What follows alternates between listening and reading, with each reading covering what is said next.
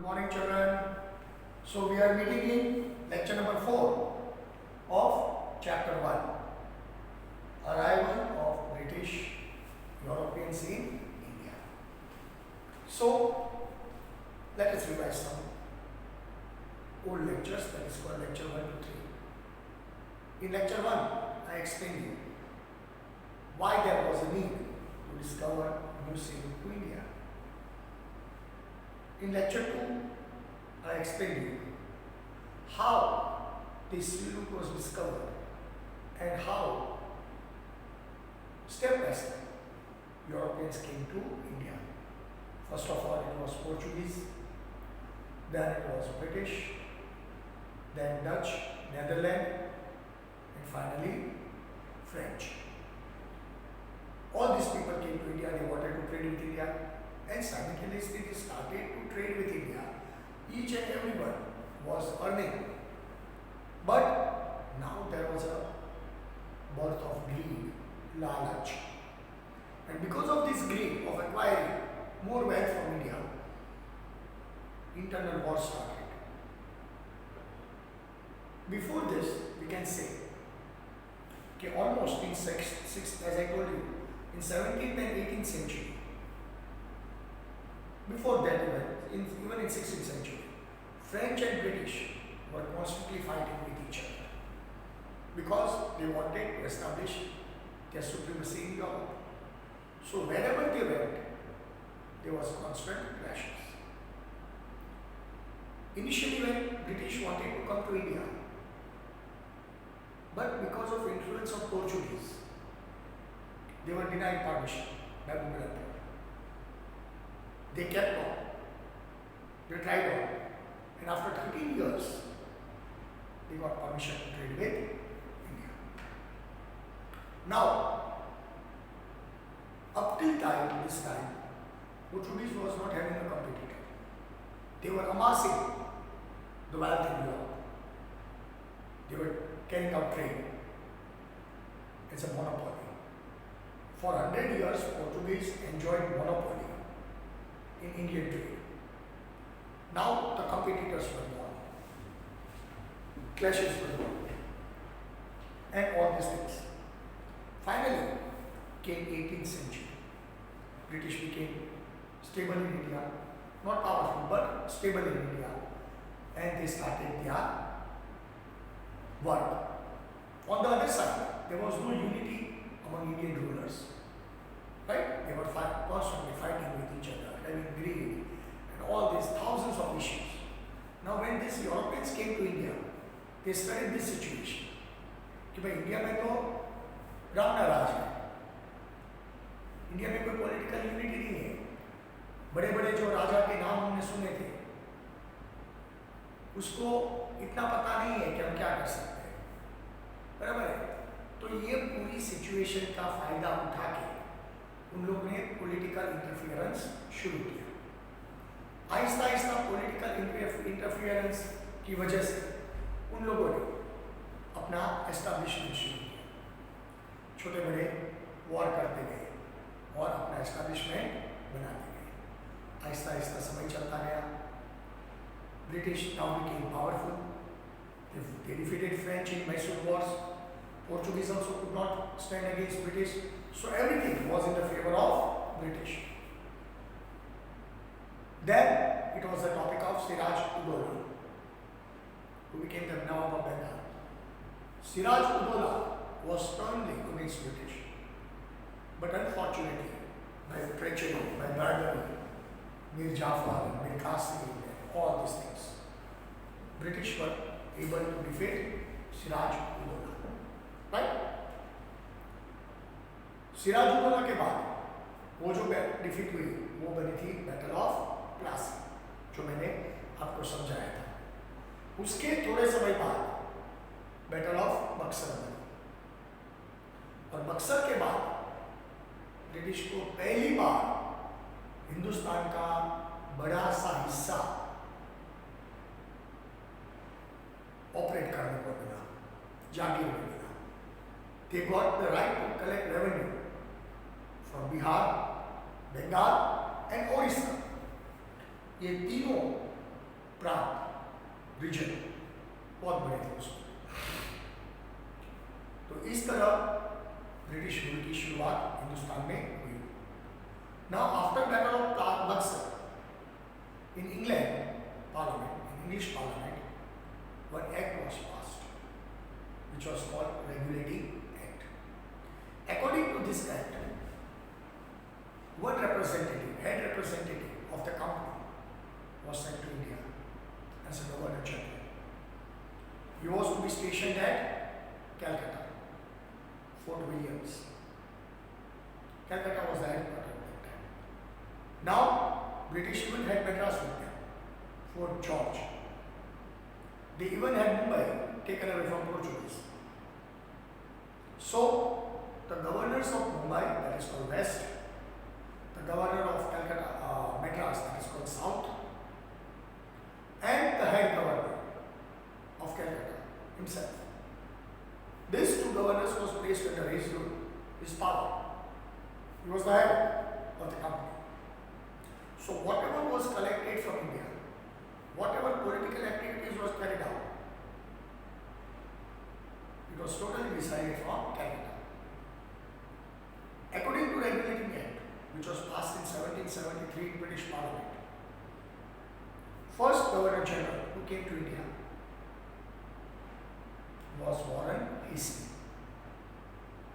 वो पहले governor general के बतौर हिंदुस्तान आए. Then it was Cornwallis. Warren Hastings started to expand. He fought two wars, one against one against Mysore and one against Maratha. Then, after the tenure, each and every governor was supposed to live in India for 5 years. After Cornwallis, this what we call Hastings, Lord Cornwallis came to India. Cornwallis also did the same thing, right? He established friendship with Maratha and Nizam. Taking the help of Maratha and Nizam, he defeated Tipu Sultan in Mysore, right? After the term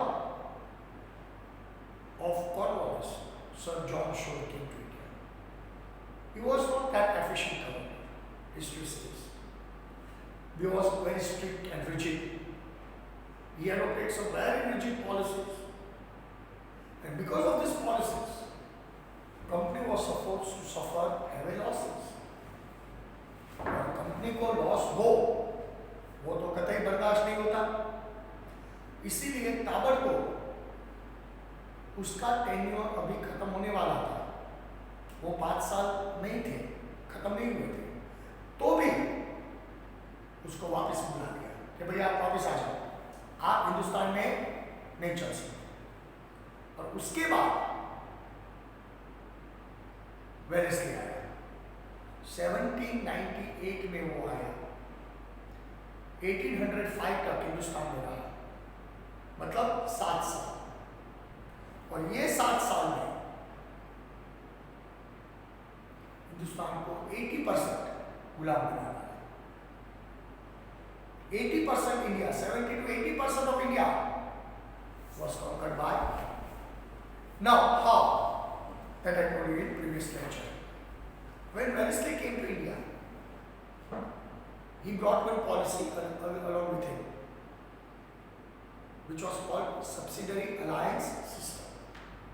Subsidiary means all together, alliance, right? British के साथ छोटे मोटे राजा महाराजा इकट्ठा हो गए और सब मिलजुल के रहे, ऐसी पॉलिसी थी. और हमारे राजा महाराजा भी उस वक्त ऐसे ब्रिटिश से प्रभावित थे, क्योंकि उस वक्त ब्रिटिश एडवांस थे, वेपन्स थे, गन्स थी. हमारे यहाँ भी तीर, भाला, कांटा, तलवारबाजी चल रही थी, तोपें चल रही थी. तो उधर उन लोगों ने गन वो सब एस्टैब्लिश कर दिया था, ताकि हम उसको एडवांस मानते थे. बराबर, ब्रिटिश कॉन्फिडेंट भी बोलते थे, उसको एडवांस मानते थे. और इसीलिए हम अट्रैक्ट होके कई छोटे मोटे राजा महाराजा ने सब्सिडरी अलायंस सिस्टम का स्वीकार किया. शुरू में ये सिस्टम बहुत अच्छा लगा, क्योंकि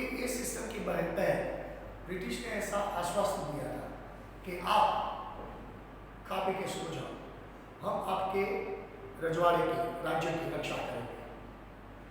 आपकी आर्मी को हम ब्रिटिश के हिसाब से, हमारे हिसाब से ट्रेन करेंगे और उसके बदले में आपको उसका पैसा देना पड़ेगा। अगर पैसा नहीं है तो इक्विवेलेंट जमीन देनी पड़ेगी, गांव शहर देना पड़ेगा, ताकि हम अपना कारोबार उधर से कर सकें। आपको कोई चिंता के कारण नहीं है।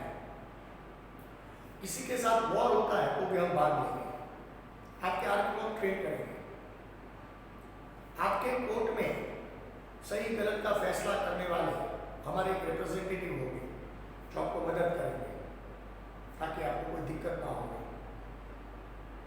और हमारे अलावा आपके कोर्ट में कोई अदर फॉरेनर रहेगा नहीं। ऑटोमेटिक फ्रेंच और पोर्चुगीज तो एलिमेंट के होंगे। शुरू में ये पॉलिसी जो थी वो बहुत अट्रैक्टिव थी।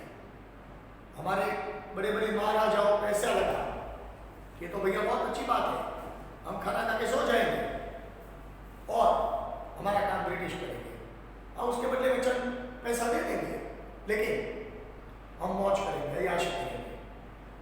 लेकिन ये बहुत भारी पड़ा।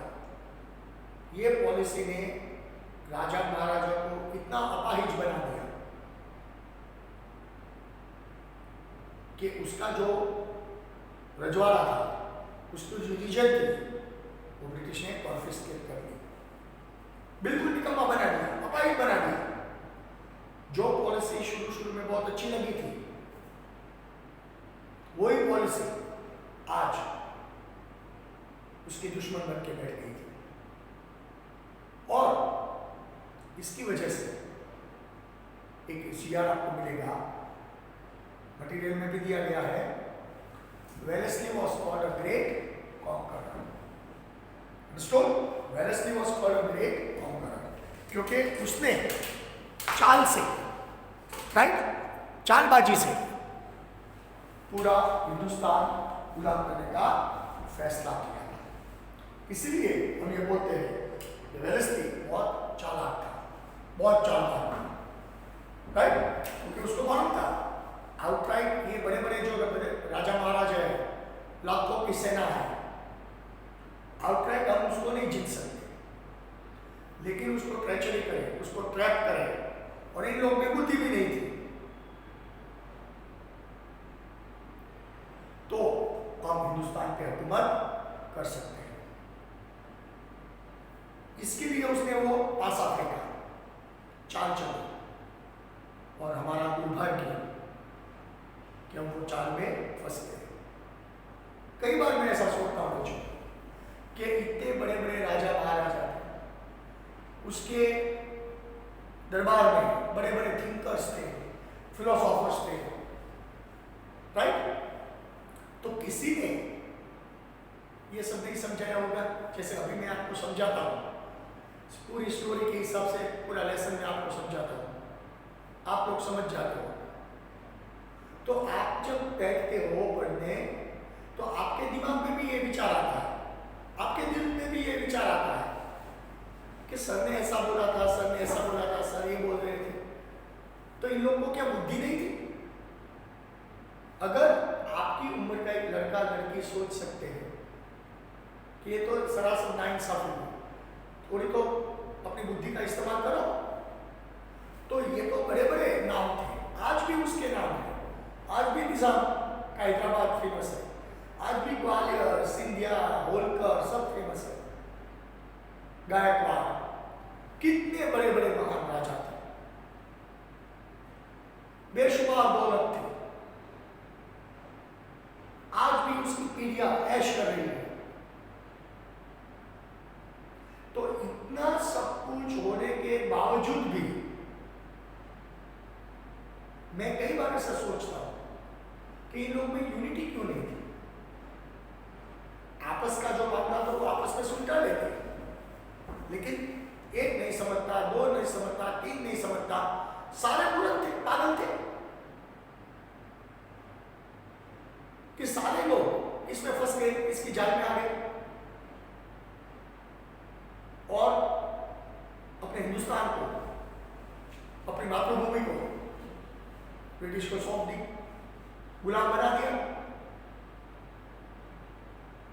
कुछ तो होगा।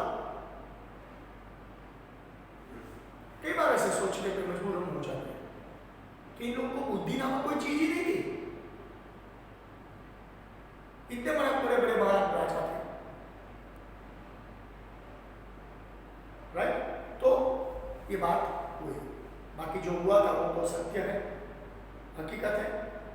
तो let us start with our topic.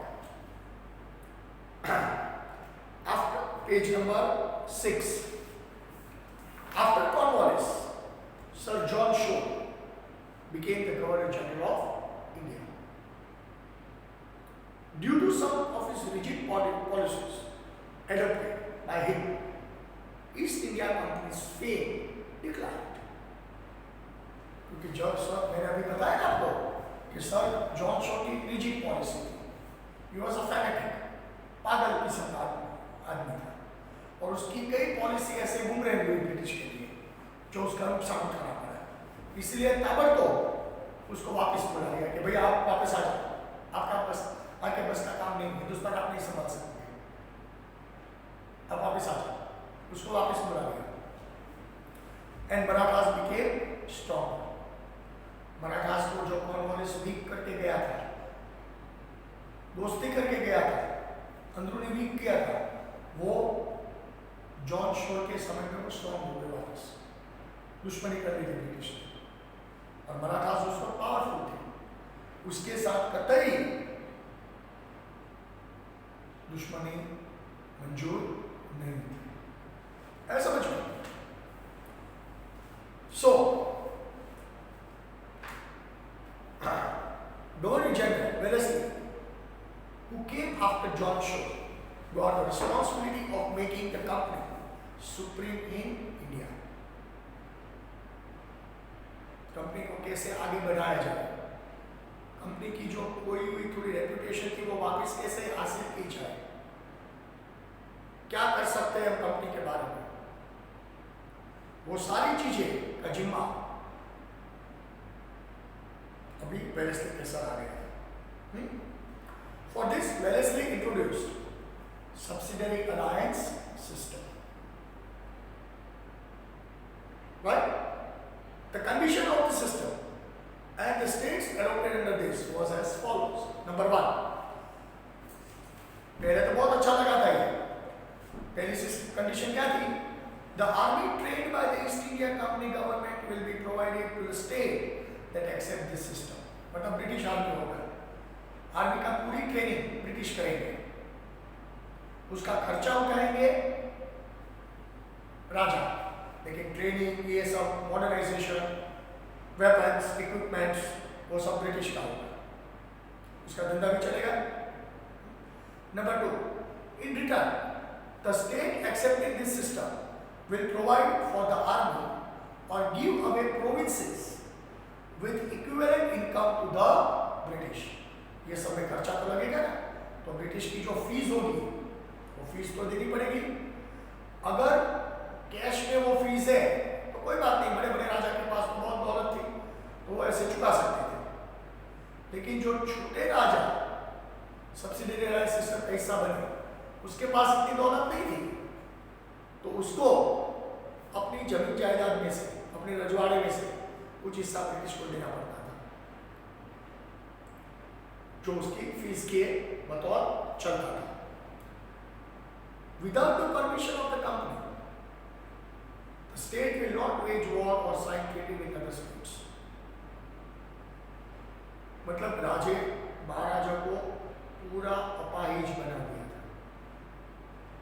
Company के परमिशन के बिना कोई भी राजा किसी के साथ वॉर नहीं कर सकता, कोई भी राजा किसी के साथ समाधान नहीं कर सकता। और ब्रिटिश ने इसका पूरा फायदा उठाया, क्योंकि उसको मालूम था किसकी किसके साथ बनती है और किसकी किसके साथ नहीं बनती, तो इंटेंशनल ये सब करवाया गया था। There will be one English representative in the state assembly. जो राजा का दरबार लगता था उसमें एक रिप्रेजेंटेटिव कायम रहेगा, ताकि कुछ राजा महाराजा को आगा और डिसीजन नहीं ले सकते, right? No other foreigners will be employed in the state. British के अलावा कोई फ्रेंच, पोर्चुगीज, डच, स्पेनिश कोई नहीं चाहिए। समझ में? The states in the ruler accepted subsidiary system was Nizam of Hyderabad. Mysore को उन्होंने को पहले जीत लिया था, इसीलिए मैसूर को वो जबरदस्ती कर सकते थे। नवाब ऑफ अवध, वो तो क्लासिक के वक्त जीत लिया था। Gaekwad of Vadodara, Scindia of Gwalior, Bhosle of Poona, that is called Marathas. ये सिंधिया, गायकवाड़, भोसले ये सब मराठा। And Holkar of Indore. तो इंदौर, वडोदरा, हैदराबाद, पूना, अवध, राइट, मैसूर, ये बड़े बड़े जो राजा महाराजा थे वो सब सब्सिडरी अलायंस सिस्टम का शिकार हुए। और उसके अलावा छोटे तो कई थे जिसका नाम इधर नहीं दिया गया। और इसी तरह इन बड़े राजाओं को लूट के वेलेस्ली ने 7 साल में तहलका मचा दिया था। इतनी भारी लूट की थी जिसकी कोई सीमा नहीं थी। बहुत लूटा था Hindustan, right? This system was like a sweet poison. By implementing this system, Wellesley annexed मतलब take away by force. Wellesley annexed many provinces and expanded the rule of East India Company. देखो बच्चों, पेज नंबर 6 पे Wellesley को fisherman बताया गया है और हमारे जो बड़े बड़े राजा महाराजा थे वो उसकी नेट में फिश की तरह फंसते रहे। देखा वो फोटोग्राफ? जैसे मछुआरे की जाल में छोटी बड़ी कई मछलियां फंसती है ना, आपने देखा होगा फिशिंग। इसी तरह वेलेस्ली की जाल में कई छोटी बड़ी मछलियां फंस चुकी थी। हिंदुस्तान की बर्बादी की शुरुआत हो चुकी थी। है समझ में? फॉलो होता है बच्चों, इसलिए मैं शांति से चल रहा हूं आहिस्ता आहिस्ता, ताकि एक एक वर्ड, एक एक लाइन आपके दिमाग तक पहुंचे, आप समझ सकते। परफेक्ट, वो लेसन आपके दिमाग में आ जाए। है समझ में? By this system, it was like a sweet poison. By implementing this system, Wellesley annexed many provinces and expanded the rule of East India Company. Governor General Wellesley asked Tipu Sultan to accept the subsidiary alliance system. जबरदस्ती से accept करवाता था, right? Tipu ने मना किया। आपको तो मालूम है, टीपू की सीरियल भी आपने देखी होगी, उसको छेतरपिंडी से हराया और मैसूर छीन लिया। But which he refused. For declining of subsidiary alliance system, the complete support from the Nizam. निजाम ने टीपू को हराने में मदद की। ये भी साले समझ नहीं रहे थे कि ब्रिटिश हमारे साथ क्या करने वाले हैं। ब्रिटिश किसी के नहीं हुए, हमारे कैसे हो सकते? अगर निजाम ने मदद नहीं की होती ब्रिटिश को तो टीपू कभी नहीं आता। अपनी पर्सनल दुश्मनी निकालने के लिए टीपू का साथ, ब्रिटिश का साथ निजाम ने दिया था। निजाम पहले से ही हरामखोर था, मैं आपको खुला बोलता हूं। 19 आगे का लेसन जब मैं आपको सुनाऊंगा, पढ़ाऊंगा, 1947 में भी ऐसा ही हुआ था। पूरा हरामखोर खानदान था, कभी देश के बारे में नहीं सोचा निजाम या निजाम के सारे वंशज हुए। हमको शर्म आती है कि इतना बड़ा पावरफुल राजा होके भी कभी मातृभूमि के बारे में नहीं सोचा। एक किस्सा आपको सुनाता हूं। कि वर्ल्ड वॉर वन के वक्त मैंने पढ़ा था आर्टिकल, वर्ल्ड वॉर वन के वक्त ब्रिटिश को निजाम ने 12 बिलियन पाउंड की मदद की थी। उस वक्त के 1 करोड़ 20 लाख पाउंड, क्योंकि इंग्लैंड वॉर में था और वो जिस इंग्लैंड को वो मदद करता था वही इंग्लैंड पूरा निजाम तो निकल चुका था।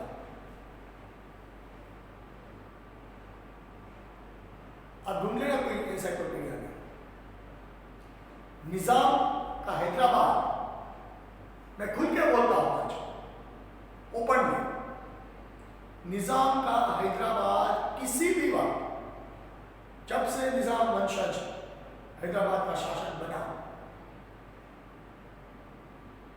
तब से लेके 1947 तक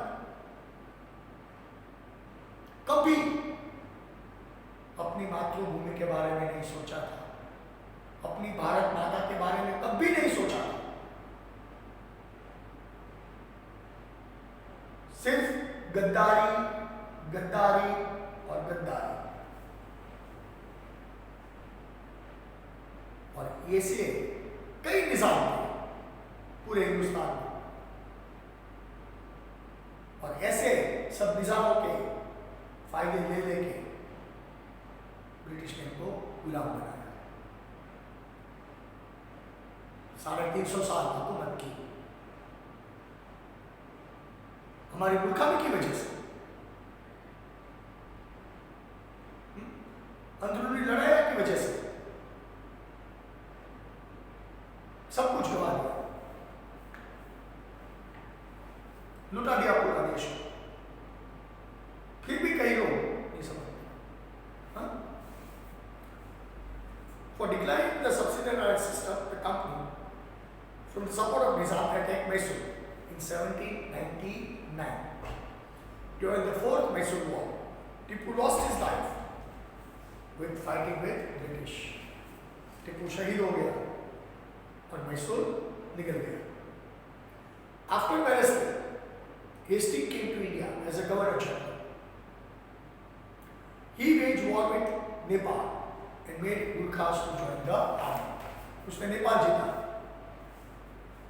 Hastings fought the battle with Pindaras. Pindaras means लूटपाट करने वाले, dacoits, and took control over them. UP में पिंडारास की बहुत परिस्थिति खराब थी, तो पिंडारास को हरा के उसको बिठा दिया और ब्रिटिश ने अपने साथ उसको ले लिया। With the third Maratha war, the supremacy of the company was established. जो मराठा ने आज तक मैसूर में लड़ने के लिए ब्रिटिश को मदद की थी, जो मराठा ने सब्सिडियरी लाइन सिस्टम में हंसी खुशी आने से ब्रिटिश का मनोबल बढ़ाया था, वही मराठा को छेतरपिंडी करके अंदरों अंदर लड़ा के मराठा सुप्रीमेटी ब्रिटिश ने खत्म किया। अंदरों अंदर लड़ा सारे मराठा को खत्म कर दिया। In comparison to the earlier governor general, Bentinck was called liberal governor general. उसके बाद विलियम बेंटिक आए, right? Bentinck believed that the dissatisfaction in the different states due to imperialist policy adopted by previous governor general will not last longer. तो अभी जो strict कड़ी थी उसको थोड़ा ढीला पड़ा और बेंटिक ने सोशल रिफॉर्मेशन शुरू की कि ब्रिटिश ने बहुत कुछ अचीव कर लिया था, अभी उसका हम प्रयोजन करें, उसका आयोजन करें, ताकि जो हम जिस पे राज करते हैं 70 साल 70% हिंदुस्तान पे हम जो राज करते हैं वो हिंदुस्तान को हम सेटिस्फाई कर सकें। तो उसके वजह से उसने कई सारी पॉलिसीज अडॉप्ट की। Then Dalhousie came to India, policy of annexation, छीनना, वो तो इससे भी हरा नहीं था। became a governor general in 1848. He was a fierce imperialist. वो तो ऐसे ही सोचते आया है पूरा हिंदुस्तान हमारा प्रणाम होना चाहिए, सब राजा महाराजा को सलाम करना चाहिए, हम सबके बाप हैं। समझ में? Dalhousie adopted the policy of annexation for the expansion of companies rule in India. Annexation मतलब छीनना। तो ये जो टेबल दिया गया है वो मैं पढ़ के सुना था। Annexation by war, war करके छीन लिया था किसको? पंजाब और पेरू मतलब लोअर बर्मा। फिर उसने एक कायदा निकाला कि जो राजा महाराजा के संतान नहीं थे, बच्चे नहीं थे, लड़के नहीं थे, और उसकी डेथ के बाद उसका पूरा रजवाड़ा, उसका पूरा राज्य ब्रिटिश में विलीन हो जाएगा, मिक्स हो जाएगा। इसीलिए तो रानी लक्ष्मीबाई ने सब विरोध किया था, ऐसा कायदा निकाला। Annexation due to king dying without heir, heir means लड़के के बिना वो मर जाता है। वो कौन से वो राज्य ले लिए थे? सतारा, जयपुर, सामालपुर, उदयपुर एमपी, राजस्थान वाला उदयपुर नहीं, झांसी, बाघाट एंड नागपुर। बराबर? Policy and mismanagement. आपको राज्य करना नहीं आता, चलो आप घर बैठ जाओ, ऐसे करके उसने अवध ले लिया। फिर पॉलिसी अंडर डेट कलेक्शन, जो ब्रिटिश का कर्जा चुकाना था, ब्रिटिश का कर्जा बन गया था। बराबर? जो निजाम आज तक ब्रिटिश को मदद करता है उसको भी ब्रिटिश ने नहीं छोड़ा था, निजाम का भी एक हिस्सा ले लिया था। तो भी निजाम की आंख नहीं खुली थी कि जिन ब्रिटिश को हमने आज तक मदद की, अपनी सेवा की, लेकिन उसका जब समय आया तो हमारा एक प्रोविंस ले लिया, तो आज से हम सुधर जाए, हम ब्रिटिश की गुलामी बंद कर दें, हम ब्रिटिश की चापलूसी बंद कर दें। बुद्धि घास चढ़ गई थी, एंटी इंडियन समझ, पूरा एंटी इंडियन। इतना होने के बाद भी उसको बुद्धि नहीं आई थी कि हम ब्रिटिश की चापलूसी बंद करें।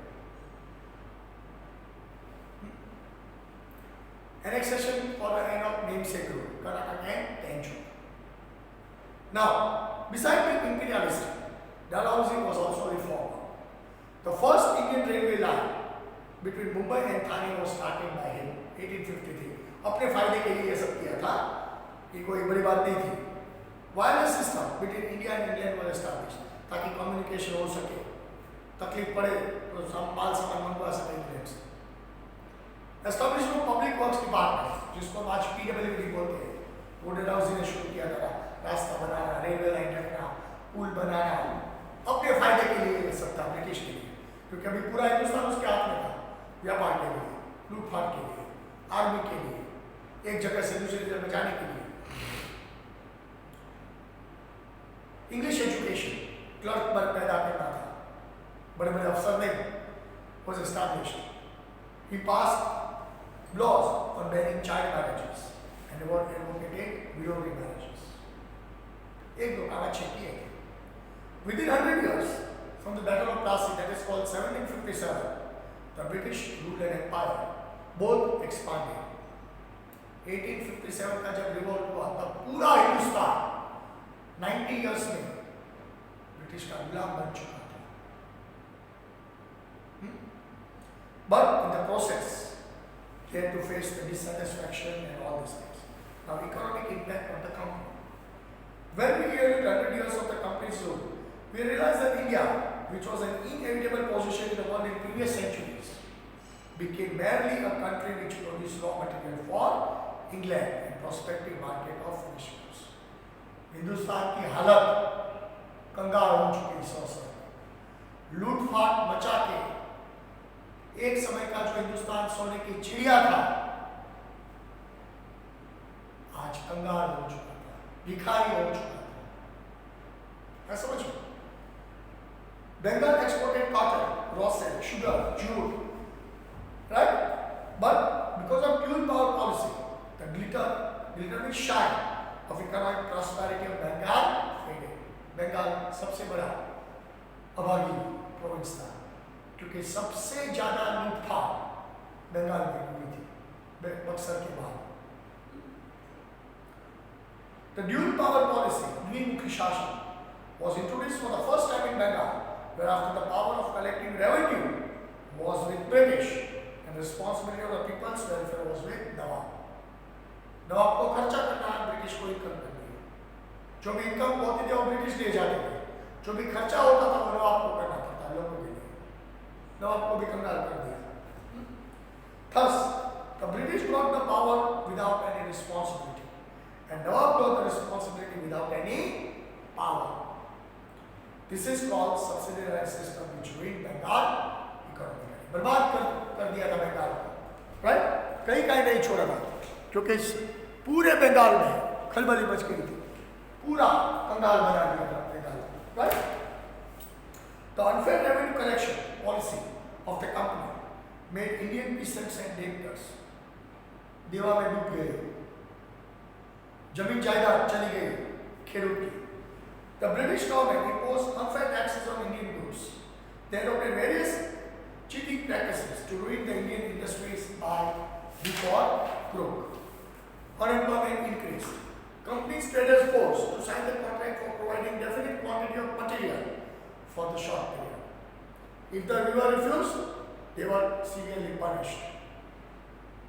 कच्चे माल ब्रिटिश को ही बेचने का, अगर किसी ने इससे मना किया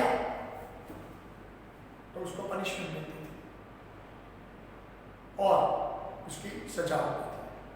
Now social impact. During the British administration, the spirit of freedom of speech and thought developed among the people and the development of newspaper. Aahista Aahista जागरूकता आई, लोग समझने लगे क्या से क्या हो गया। जब हम जाग उठे नींद में से तो भारत माता गुलाम हो चुकी थी, हमारा देश गुलाम हो चुका था। समझ? In the Indian society, several wrong customs, types and rituals were prevalent at that time. For example, sati system, female infanticide, child marriages, etc. Raja Ram Mohan Roy, Durga Ram Mehta, Behramji Malbari were the scholars. Scholar means forward people who played an instrumental role in getting the laws passed on behalf of British. कई समाज सुधारक आए थे, काम किया था. As the administrative framework of India was Anglicized, means English, there was demand of people knowing knowledge of English. English education began to be imparted in India due to Lord Mackay's efforts. Lord Mackay नाम कोई governor आया था, उसने हिंदुस्तान में English education शुरू किया. He recommended by Charles School, universities were established, colleges, Mumbai, Madras and Kolkata. ये थोड़ी अच्छी बात है. The whole class of people with knowledge of English developed with English education. With the passage of time, this group made the demand for social reforms and the momentum of the process. वो पीछे की बात थी, वो तीसरे lesson में study करेंगे deeply. लेकिन आज ये लेसन जो मैं खत्म करने जा रहा हूँ, 4 लेक्चर्स हुए हैं, उसमें आई थिंक कि पूरा टॉपिक आपको समझ में आ गया होगा. एक एक बात मैंने आपको हिंदी में, कई बार गुजराती में, इंग्लिश में समझाई स्टोरी के हिसाब से. अभी आप रीडिंग करना, मटेरियल भेजते हैं पीडीएफ के रूप में, उसमें से आप लर्न करना. Okay children, so now it is your time to take your homework. Come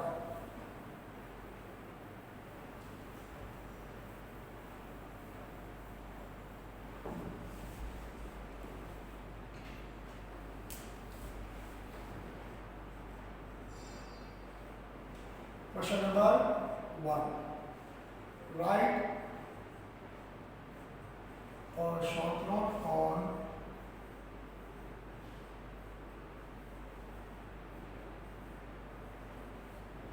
subsidiary alliance system.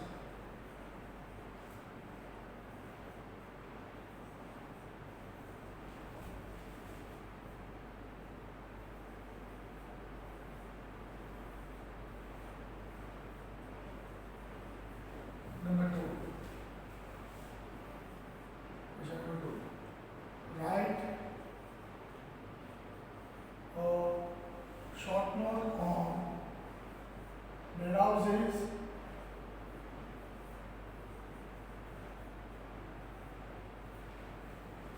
policy of annexation.